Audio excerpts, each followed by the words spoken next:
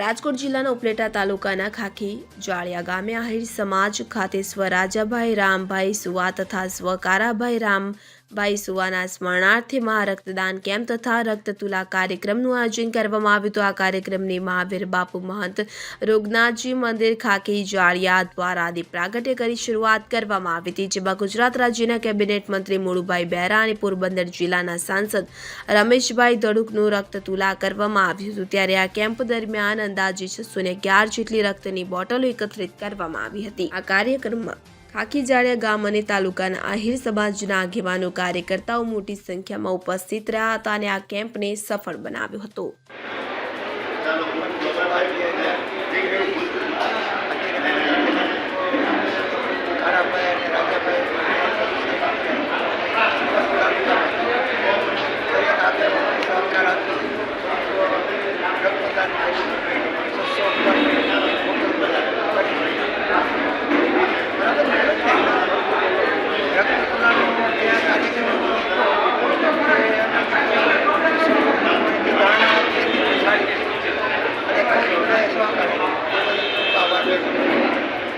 आज रोज 29/12/2023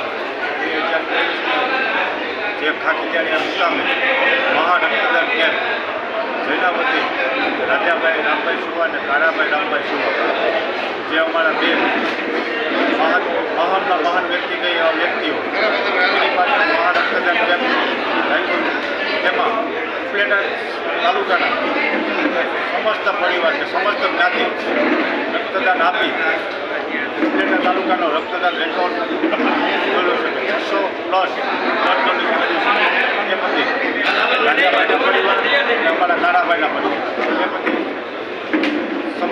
સમસ્ત ગ્રામજનો તમામ તાલુકાના ગામોનો ખૂબ ખૂબ આભાર માનું છું।